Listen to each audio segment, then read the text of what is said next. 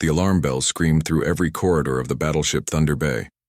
Captain Jake Morrison ran his hand through his gray hair as he stared at the massive display screen on the bridge. What he saw made his stomach drop like a stone. 200 Zephyrian warships floated in perfect formation just ahead of them.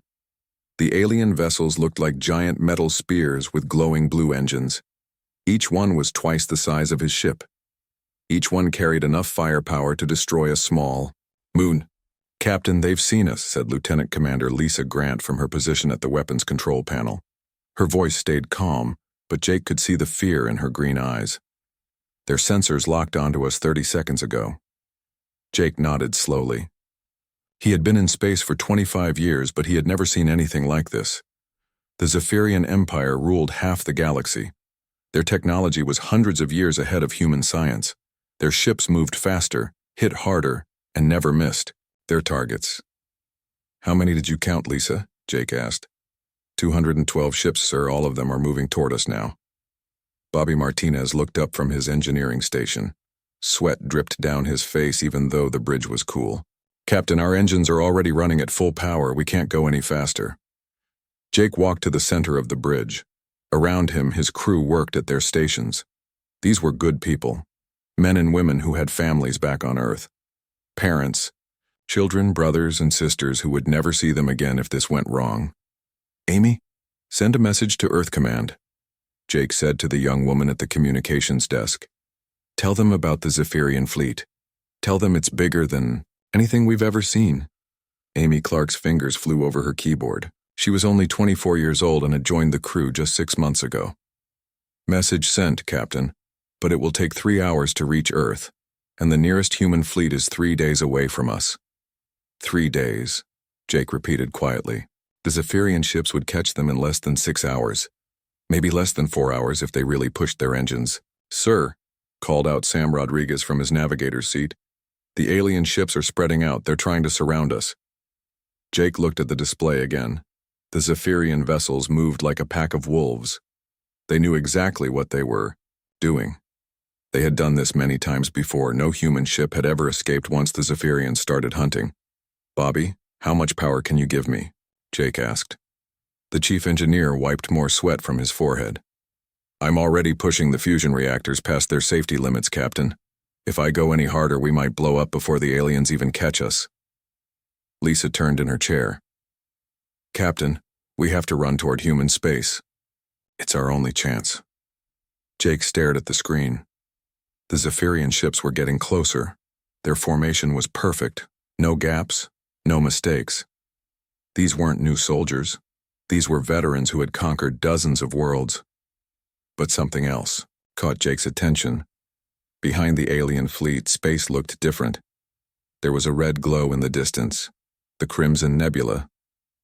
Jake had heard stories about that place. Dangerous stories. Ships that went in never came out. "Sam, show me the star charts for this sector," Jake said. The navigator's hands moved quickly over his controls. A new image appeared on the main screen. It showed their current position and the space around them. The Crimson Nebula appeared as a huge red cloud behind the Zephyrian fleet. "Captain, you're not thinking about going in there," Lisa said. Her voice was higher now. "That nebula is a death trap. The plasma storms will tear us apart." "Maybe," Jake said quietly. "But the Zephyrians won't follow us." Dr. Helen Brooks spoke, up from her science station. She was the oldest person on the bridge, with silver hair and kind eyes. "Captain, I've studied the reports about that nebula. The electromagnetic storms are so strong they block all sensors. Communication is impossible inside, and the gravitational fields shift without warning." "But ships have survived going through it before?" Jake asked. Helen paused. "A few. Very few. Most are never seen again." Jake looked around at his crew. 800 people lived on this ship. 800 humans who trusted him to keep them alive. The smart thing to do was run toward Earth, try to reach human space before the aliens caught them.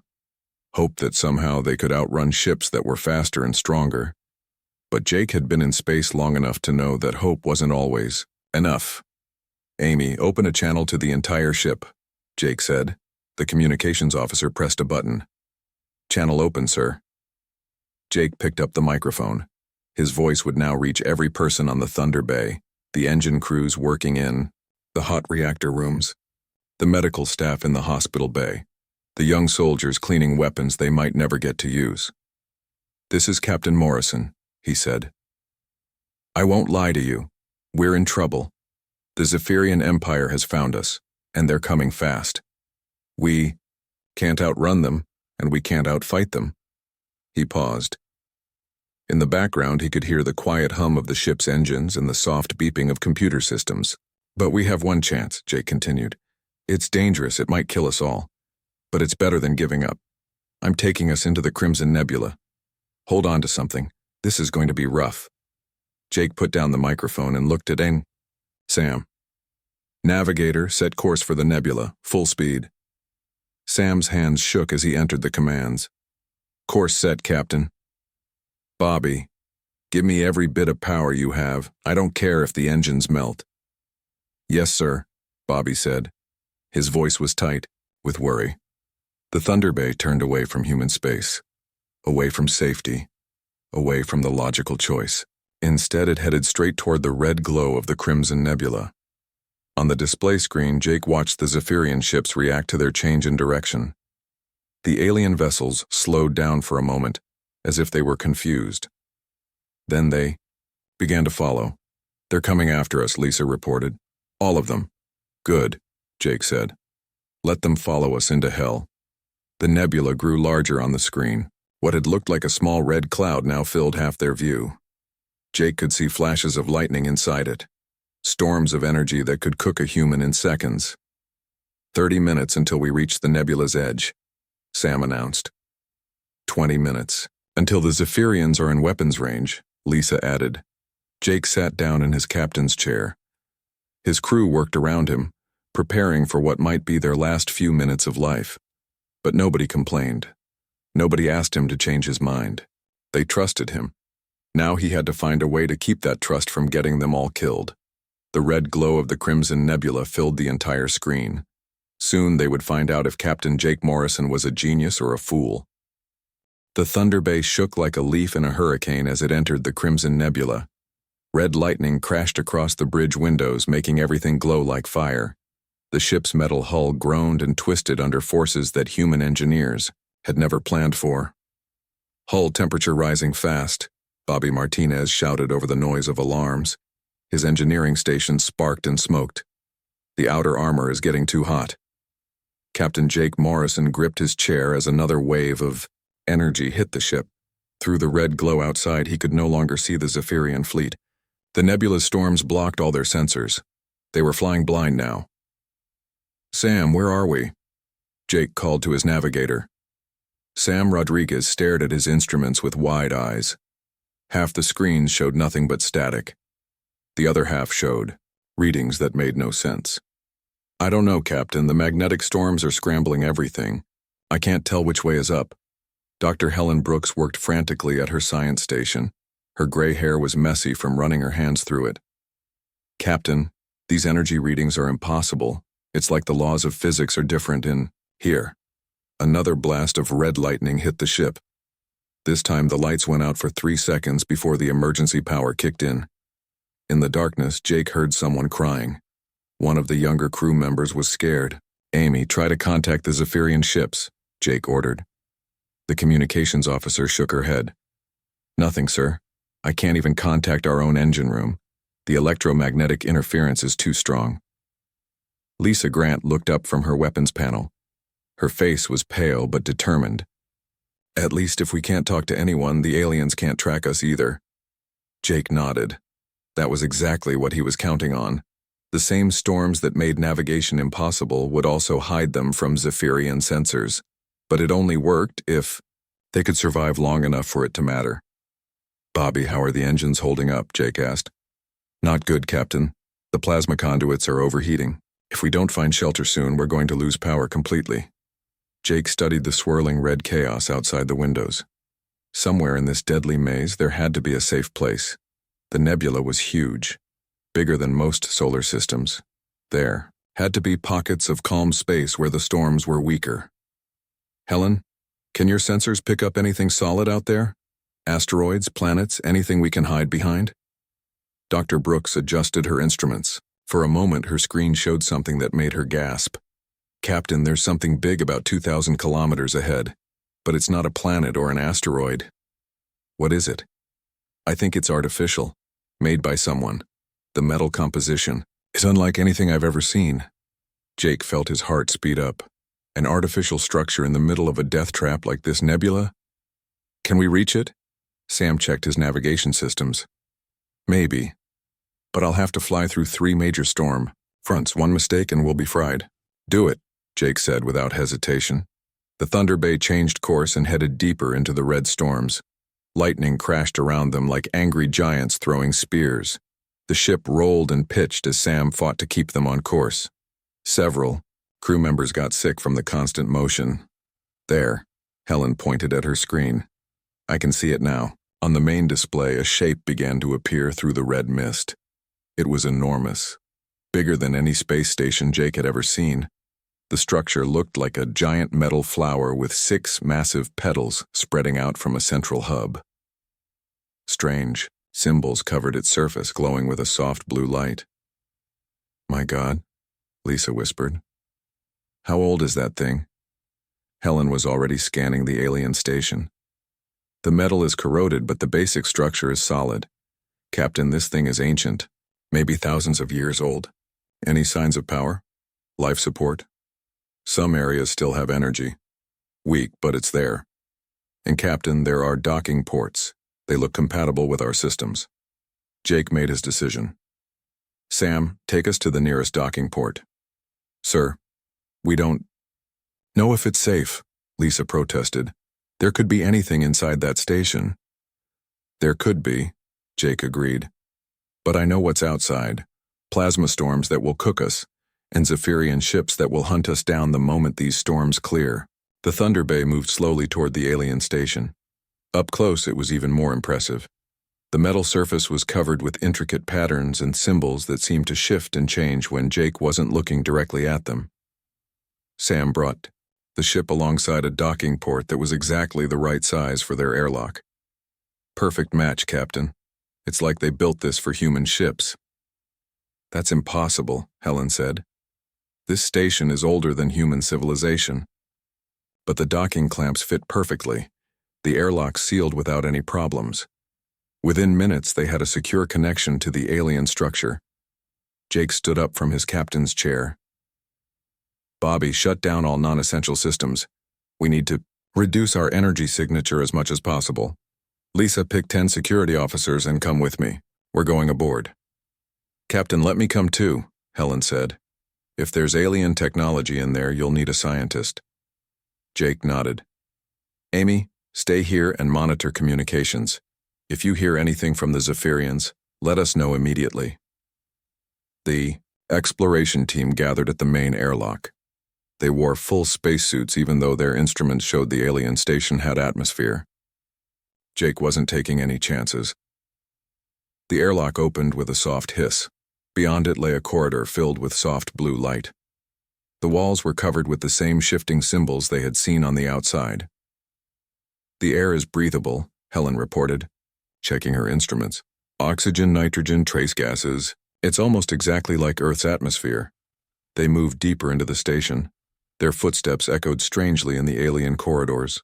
The blue light seemed to follow them, growing brighter as they approached and dimming behind them. Captain, one of the security officers called out, "Look at this." They had entered a vast chamber with a ceiling that disappeared into darkness above. The walls were covered with what looked like star charts, but the constellations were unfamiliar. In the center of the room stood a circular platform with a control panel covered in glowing symbols. Helen approached the panel carefully. These symbols, they're not random. There's a pattern here, almost like a language. As she spoke, some of the symbols began to glow brighter. The star charts on the wall started to move, showing the positions of stars and planets across the galaxy. It's responding to us, Helen whispered. The station is waking up. Suddenly, the chamber filled with holographic images, ships that looked Similar to the Thunder Bay flew through space, but they were sleeker and more advanced. Alien beings that looked almost human worked alongside the ships. "Captain," Helen's voice was full of wonder. "I think we've found something incredible. This isn't just a hiding place, this is a gift from the past." Jake watched the holograms dance around them, showing battles, explorations, and discoveries from long ago. Whatever this place was, it held secrets that could change everything. But first, they had to survive long enough to learn what those secrets were. 3 days had passed since the Thunder Bay docked with the alien station. Captain Jake Morrison stood in the strange control room, watching his crew work with technology that shouldn't exist. The blue symbols on the walls pulsed gently, almost like a heartbeat. Dr. Helen Brooks looked up from the alien control panel. Her eyes were red from lack of sleep, but she was smiling. "Captain, this is amazing. The station's computer system is learning from us. Every time we touch these controls, it understands us better." Bobby Martinez crawled out from under a section of alien machinery.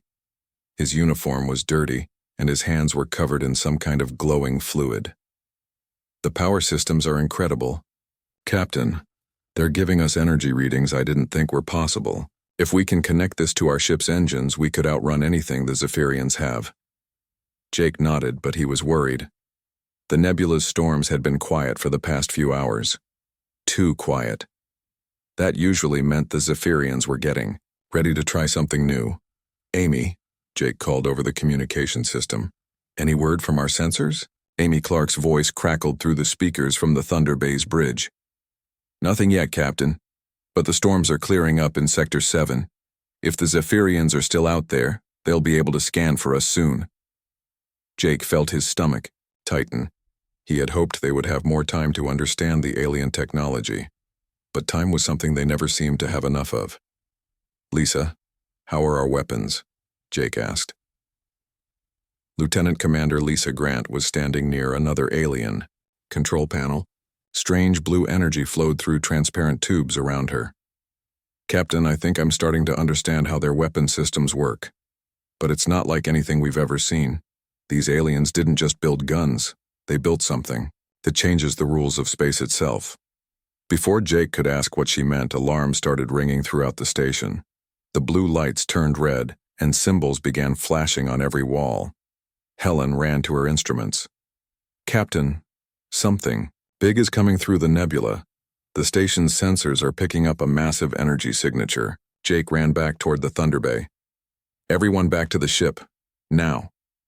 But as they reached the docking area, Amy's voice came over the speakers again. This time she sounded scared. "Captain, you need to see this. We've got company." Jake rushed onto the Thunder Bay's bridge. The main screen showed space outside the nebula. A single Zephyrian ship hung there, but this wasn't like the others they had seen. This ship was black as space itself and twice as long as any normal battleship. "The Void Hunter," Lisa whispered. She had returned to her weapons station. "I've heard stories about that ship. It's commanded by Admiral Kyrex. He's never lost a target." Sam Rodriguez looked up from his navigation controls. His hands were shaking. "Captain, that ship is scanning the entire nebula. It's using some kind of new technology. The electromagnetic storms aren't stopping it." Jake sat down in his captain's chair. Admiral Kyrex was famous throughout human space, not because he was a good enemy, but because he was a smart one. He had destroyed more human colonies than any other Zephyrian commander, and he had never, ever let a human ship escape. "How long before he finds us?" Jake asked. "Maybe an hour," Sam replied. "His scanners are moving slowly, but they're thorough." Jake looked at the alien station on his screen. The ancient structure was still connected to his ship. Whatever secrets it held, they were running out of time to learn them. "Bobby, can you work faster on connecting the alien power systems to our ship?" The chief engineer wiped sweat from his forehead. "I'm trying, Captain, but this technology is so advanced. It's like trying to connect a candle to a lightning bolt." Helen spoke up from her science station. "Captain, I've been studying the station's memory banks. The aliens who built this place called themselves the Ancients, and they fought a war against the Zephyrian Empire thousands of years ago. Did they win? Jake asked. No, Helen said quietly. They lost. But before they died, they hid these stations throughout the galaxy. They were waiting for someone else to find them. Someone who could finish what they started. Lisa turned around in her chair. Captain, I've figured out how their weapons work. They don't shoot energy or missiles. They shoot something that changes the laws of physics in a small area of space. They can make gravity stronger or make time move slower, or even make space itself bend. Jake felt a chill run down his spine. Weapons that could change reality itself. No wonder the ancients had almost defeated the Zephyrian Empire. Can we use these weapons? Jake asked. I think so, Lisa said, but I need more time to understand the controls. Time is what we don't have, Jake replied. Suddenly, the red alarms on the alien station began ringing louder. The symbols on the walls flashed faster and brighter. Helen checked her instruments. Captain, the Void Hunter has found us. It's moving into the nebula. On the main screen, Jake watched the black Zephyrian ship slide through the red storms like they were nothing, more than gentle rain. Its dark hull seemed to absorb the lightning strikes instead of being damaged by them. He's not alone, Sam reported. I'm detecting 20 smaller ships following behind him. Jake made his decision. Bobby, connect whatever you can from the alien station to our ship, even if it's not perfect. Lisa, prepare to use those reality-changing weapons. Helen, download everything you can from the station's computers. What about docking? Amy asked. We're still connected to the station. We stay connected, Jake said. If we're going to fight Admiral Kyrex, we need every advantage we can get, even if it means fighting while attached to an ancient alien space station. The crew worked frantically as the Void Hunter grew larger on their screens. Jake could see the details of the enemy ship now. Its hull was covered with strange geometric patterns that seemed to move and shift. Weapon ports opened along its sides like hungry mouths. Connection complete, Bobby announced. We've got alien power flowing into our systems. But Captain, our computers don't know how to handle this much energy. Make them learn, Jake ordered. Lisa's weapons panel lit up with new controls she had never seen before. Captain, I've got access to the ancient weapons, but I don't know what half of these buttons do. Then we'll find out together, Jake said. The Void Hunter was close enough now that they could see its bridge windows. Admiral Kyrex was coming for them, confident that he would add another human ship to his list of victories. But this time, he was hunting prey that had claws. The Void Hunter fired first. A beam of purple energy shot across space toward the Thunder Bay. But something strange happened. The beam hit an invisible wall around the alien station and scattered into harmless light. The station's shields are protecting us, Dr. Helen Brooks reported. Her voice was filled with wonder. But they're not just blocking the attack. They're absorbing the energy and making us stronger. Captain Jake Morrison watched Admiral Kyrex's ship on the main screen. The black vessel had stopped moving. Jake could imagine the confusion on the Zephyrian bridge. Their most powerful weapon had done nothing. Lisa, are you ready? Jake asked. Lieutenant Commander Lisa Grant's hands hovered over the alien weapon controls. The symbols glowed brighter as she touched them. I think so, Captain, but I'm still not sure what's going to happen. Then, let's find out, Jake said. Fire. Lisa pressed the largest glowing symbol.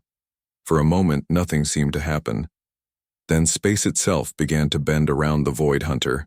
The black ship twisted and stretched like it was made of rubber. Its perfect geometric hull became wavy and distorted. Inside the Void Hunter, Admiral Kyrex grabbed his command chair as gravity went crazy. His crew floated in the air, then slammed into the floor, then floated again. The ship's computers screamed warnings that made no sense. What are they doing to us? Kyrex demanded. His voice was filled with rage and confusion. His tactical officer tried to answer, but the words came out slowly and stretched. Time itself was moving differently around their ship. The humans, they have ancient technology. Kyrex's eyes went wide. The ancients were just legends, stories told to young Zephyrian soldiers about an old enemy that had been destroyed long ago. But if the humans had found ancient technology, everything changed. On the Thunder Bay, Jake watched the enemy ship struggle against forces it couldn't understand. Sam, can we move while the station is connected to us? Navigator Sam Rodriguez checked his controls. Half of them showed readings he had never seen before. I think so, Captain. The alien station seems to be moving with us, like we're one big ship now. Good. Take us toward the Void Hunter, but keep us just outside their weapon range. As the Thunder Bay moved, the alien station moved with it. The two ships had become something new, something that had never existed before. A fusion of human determination and ancient wisdom. Bobby Martinez looked up from his engineering station. His face was bright with excitement. Captain, the alien power systems are teaching our computers. Our ship is learning things it was never designed to know. Admiral Kyrex managed to get his ship's systems working again, but the experience had shaken him. In all his years of conquest, he had never faced an enemy that could bend reality itself. All ships attack the human vessel, Kyrex ordered over his communication system. The 20 smaller Zephyrian ships moved forward. They fired their weapons all at once. Dozens of energy beams and missiles flew toward the Thunder Bay. But Helen had learned how to use the station's defensive systems. With a touch of her hand on the alien controls, she created a field of twisted space around them. The Zephyrian weapons entered the field and came out going in different directions. Most missed completely. The few that hit were absorbed by the station's shields. Their weapons can't touch us, Helen reported. As long as we stay connected to the station, we're protected by technology they can't fight. Lisa had figured out more of the ancient weapon systems. This time, she targeted 3 of the smaller Zephyrian ships. When she fired, the space around, those ships became as thick as water. The enemy vessels slowed down until they could barely move. Jake realized something important. The ancient weapons didn't destroy their enemies, they trapped them, made them helpless. The ancients hadn't been conquerors like the Zephyrians. They had been defenders. Admiral Kyrex, Jake said into his communication system. He knew the Zephyrian commander would be listening. I want to talk. There was silence for a long moment. Then Kyrex's voice came through the speakers. It was cold and full of hatred. You think your stolen technology makes you equal to the Empire, human? You are still nothing but insects playing with tools you don't understand. Maybe, Jake replied. But we're insects who learned something your Empire never did. We learned how to work together with others instead of just conquering them. As Jake spoke, something incredible began to happen. All across the galaxy, other, ancient stations were waking up.